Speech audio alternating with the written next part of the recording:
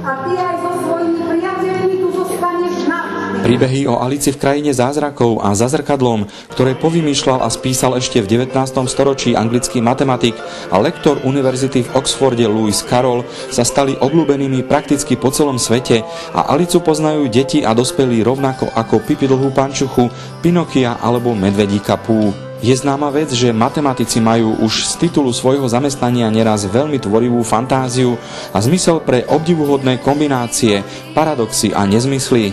Zmysel pre krásne a bláznivé nezmysly mal aj Lewis Carroll a jeho Alica sa v tomto fantastickom nezmyselnom svete pohybuje s detskou samozrejmosťou a bezstarostnosťou, až dospelí nevychádzajú z údivu. Obe knihy, ktoré boli pôvodne napísané ako rozprávka, začali nečakane žiť vlastným životom a stali sa územím, na ktorom sa realizovali armády rôznych vykladačov. Psychoanalytici, historici, sexuológovia, literárni vedci, feministky, všetci v Aliciných príbehoch hľadali to svoje a aj to tam nachádzali. Nechajme však filozofické otázky a poďme sa pozrieť na miesto, kde sme mohli tento rozprávkový príbeh vidieť. 12. ročník podujatia Rozprávkový zámok niesol názov Alica z krajiny zázrakov na Bojnickom zámku. Návštevníci sa tentokrát spoločne s Alicou presunuli do čarovnej krajiny plnej zázrakov. V zámku vládne zlá srdcová kráľovná, ktorej pomáha armáda kartových vojakov. Ľuďom zámok vzala, vstup do ňoho je prísne zakázaný a najviac zo všetkého je zakázaný deťom. Alica sa dostala do zázračného zámku, ktorý sa skrýva za zrkadlom.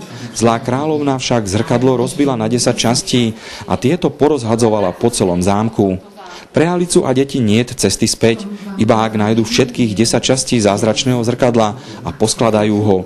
Len tak môžu premôcť moc zlej kráľovnej. Deti v tejto neľahkej úlohe skutočne pomáhali. Na svojej ceste začarovaným zámkom stretli rôzne rozprávkové bytosti, tajomné sily a všade prítomné čary a mágiu.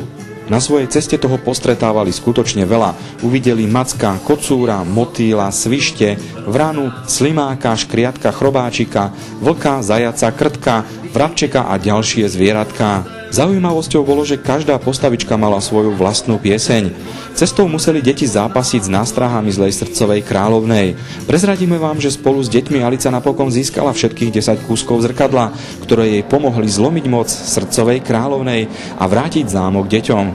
Cieľom autorov príbehu bola snaha priblížiť Bojnický zámok najmenším návštevníkom, predstaviť im múzeum ako miesto, kde môžu kedykoľvek vstúpiť a cítiť sa v ňom prirodzene.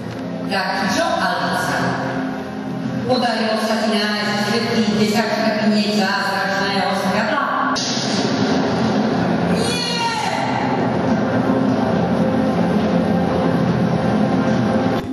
O námet, produkciu a vizuál sa postarala Petra Čavojská. Scenaristom, režisérom a autorom hudby bol Robert Mankovecký.